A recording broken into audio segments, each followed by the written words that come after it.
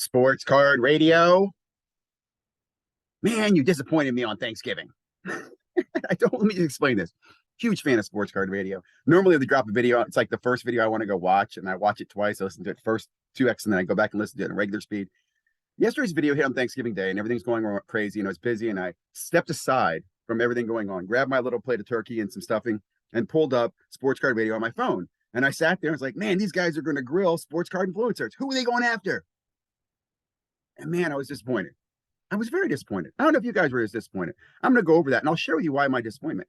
It's not that they were, I don't know, I think they could have picked some better content creators and some better details to go after. Like, I would have assumed that Platinum sports cards would be one of the influencers they talk about. Will they be around in 2023 because of Fanatics and their whole breaking thing and the Razor and, Okay, so here's my notes. I'm going to go over what Sports Card Radio did, talk about their influencers, and I want to share some of my notes with you.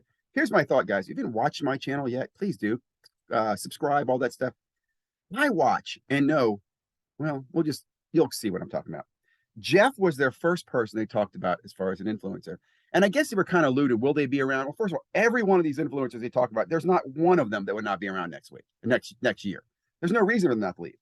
Jeff, for example, they grill Jeff. They always grill Jeff on his bad picks and all that stuff. But, and I always defend Jeff. Let me just say this, look.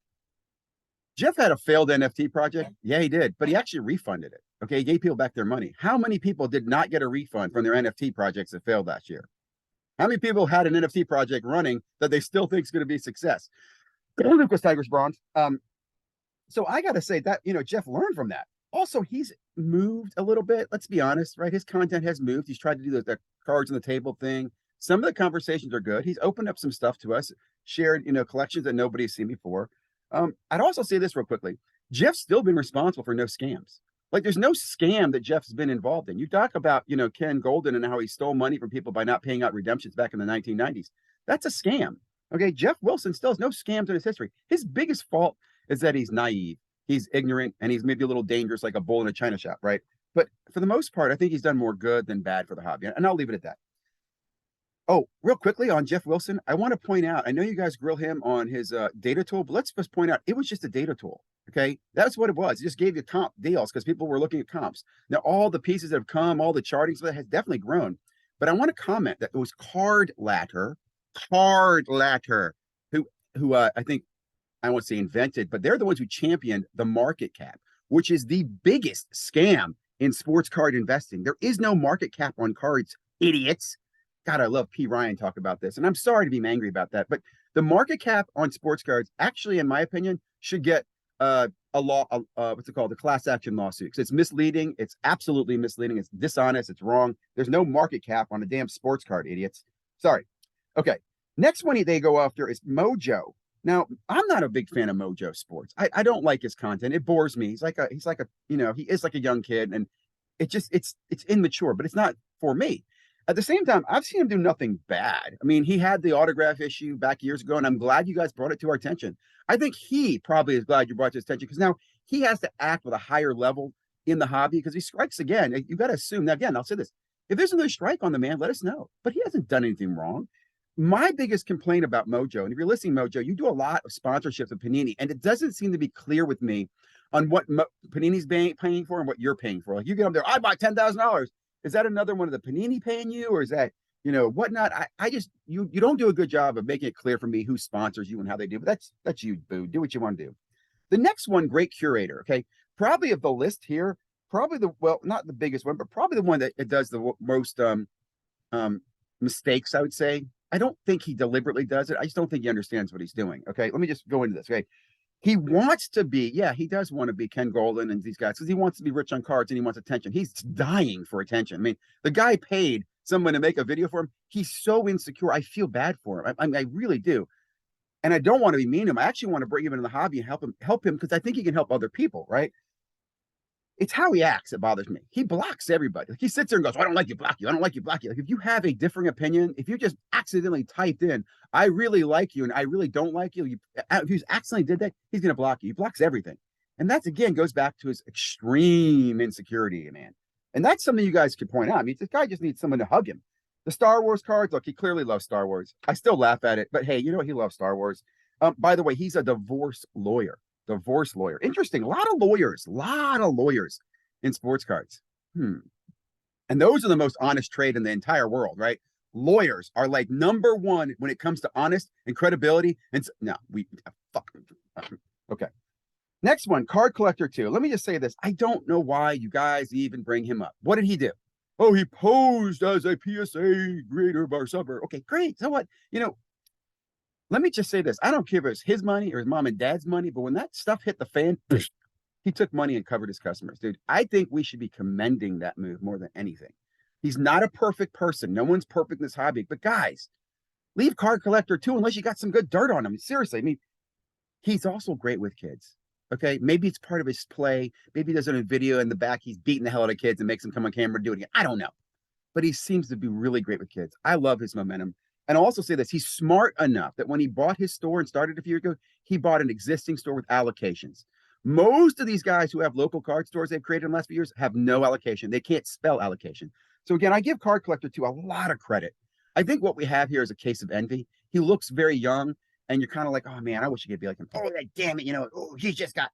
But man, Card Collector 2, peace out. I think you're one of the better people in the hobby. Moving on. Sasha T. Okay, let me just say this, guys. That was sad. That was sad. And I heard people say they don't watch you guys because you make these stupid racist remarks like this. What were you doing, man?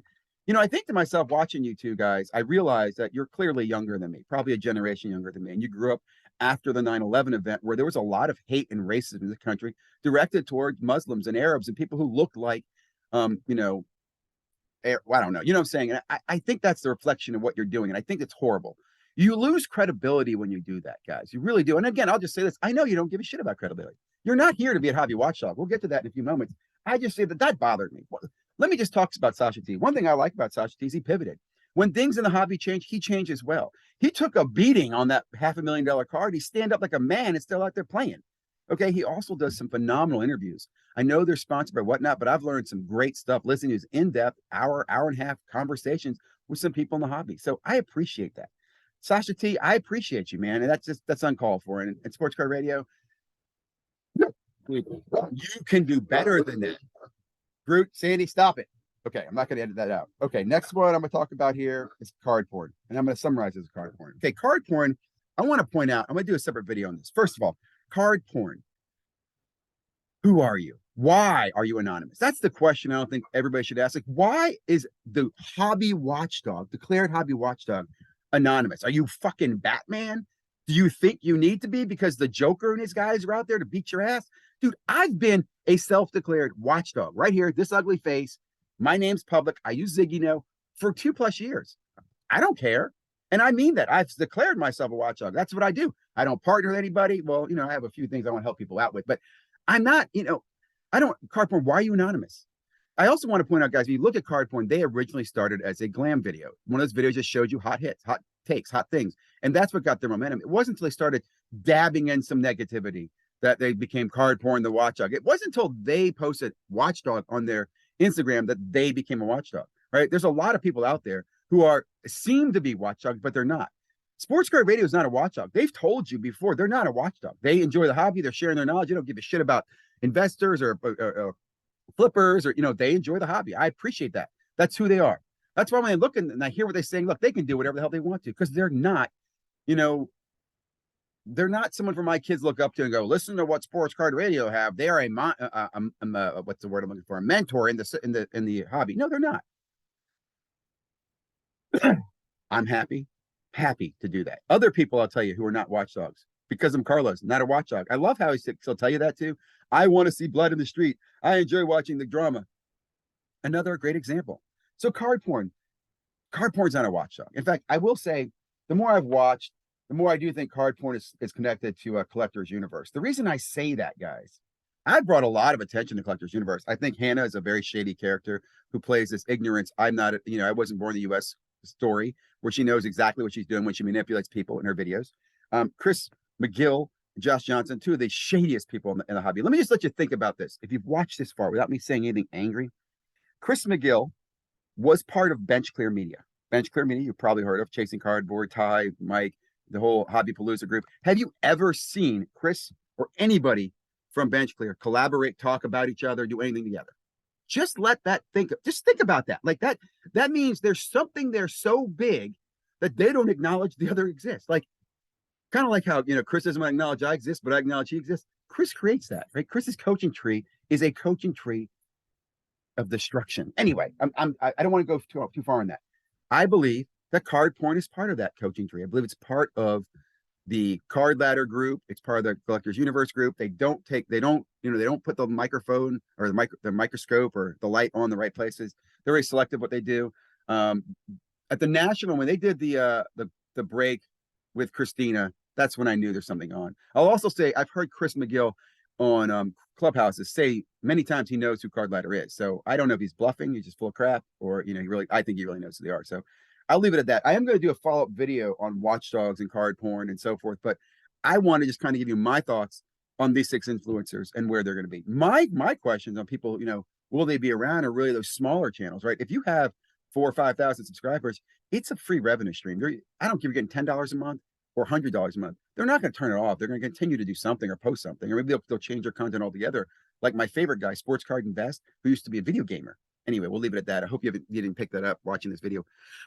Have a great holiday Black Friday. Make this a Black Friday video. If you haven't already, like, comment, subscribe.